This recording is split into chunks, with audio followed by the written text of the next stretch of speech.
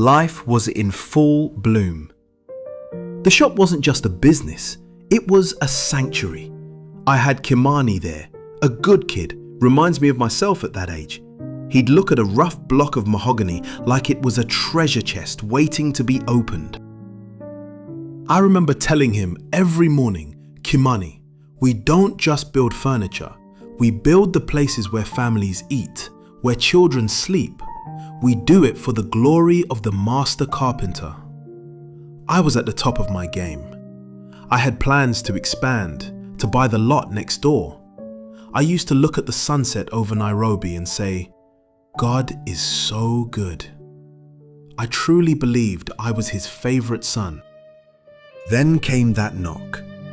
Not the knock of a customer, but the knock of a reckoning. The first crack in my foundation. And I knew the future I had been so excited about was about to be boarded up. That knock wasn't the end. It was the warning I refused to hear. Instead of falling on my knees, I fell into a frenzy. I started taking shortcuts I once would have called a sin.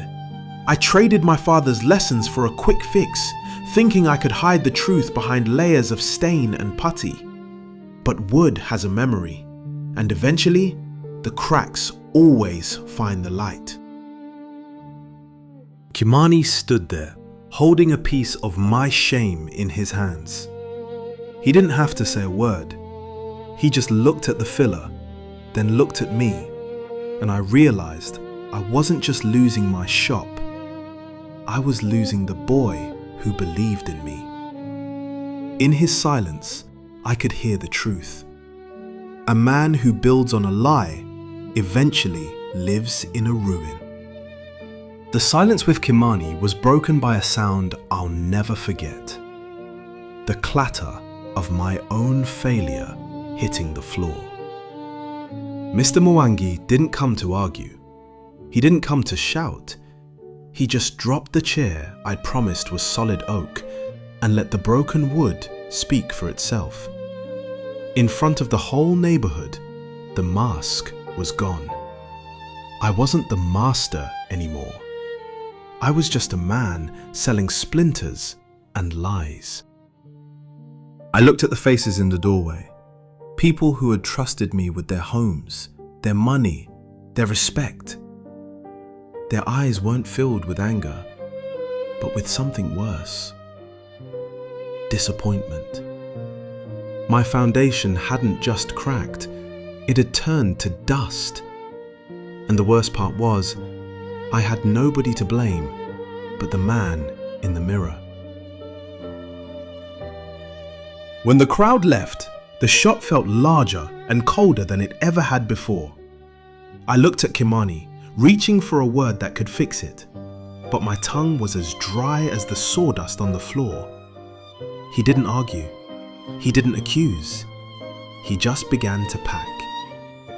He didn't even say goodbye, but when I saw him slowly folding that apron, the one I taught him how to wear with pride, I knew the workshop was already dead.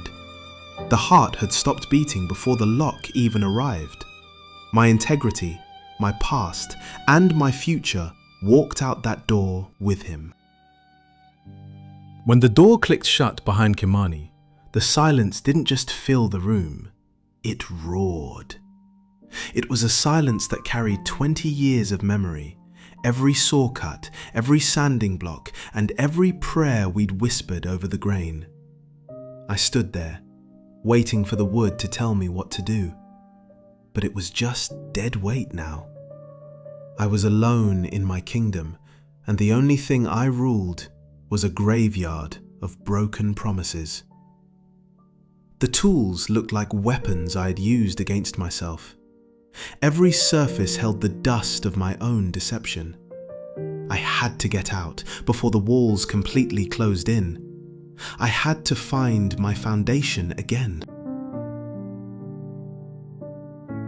I went home and did the only thing I knew how to do when the world stopped making sense. I got on my knees. I laid my father's Bible on the floor and begged for a mercy I wasn't even sure I deserved anymore. Just one more chance, I whispered into the dark. One break in the clouds. I reminded God of every honest chair I'd ever built and every Sunday I'd spent in the pews.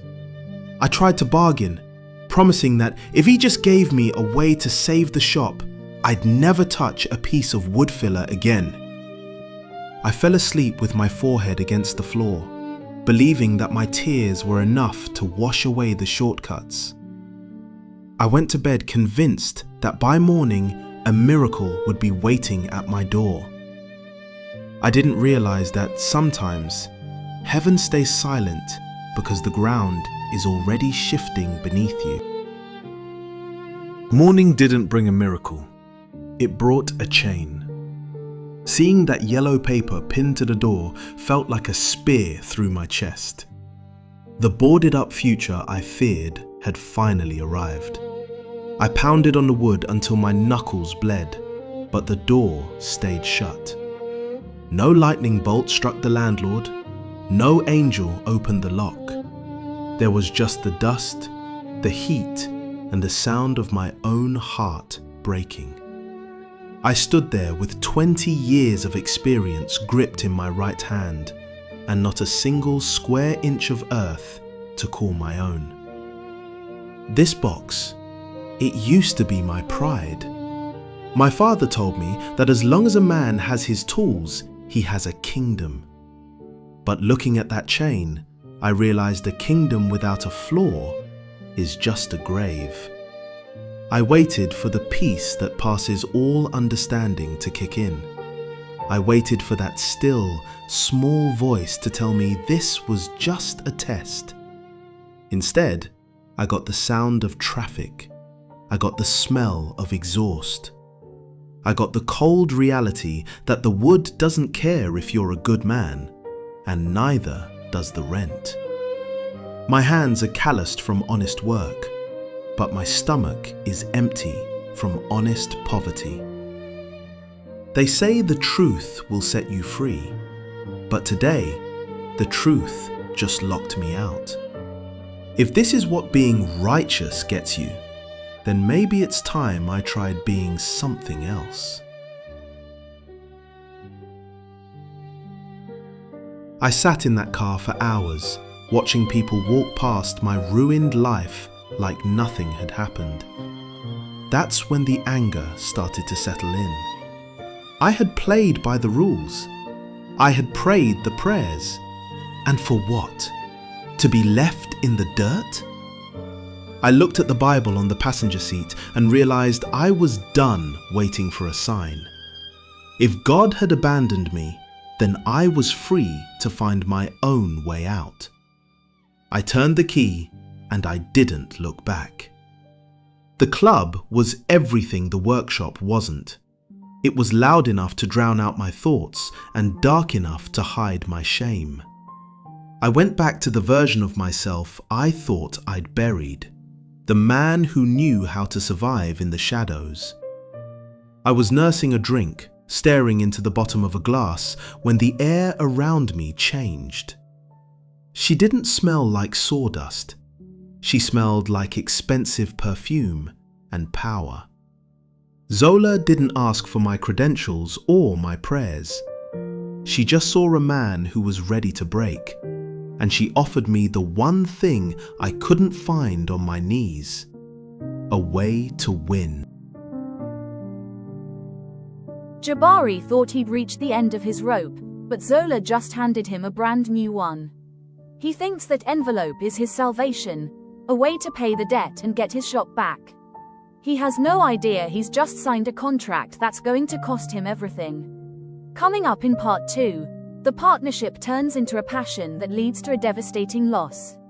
As Jabari stands over a grave, holding a newborn son he wasn't prepared for, the law starts knocking. Will the master find a way to carve out a future, or will the weight of the secrets crush them both? You don't want to miss the conclusion of this journey. Subscribe and hit the bell.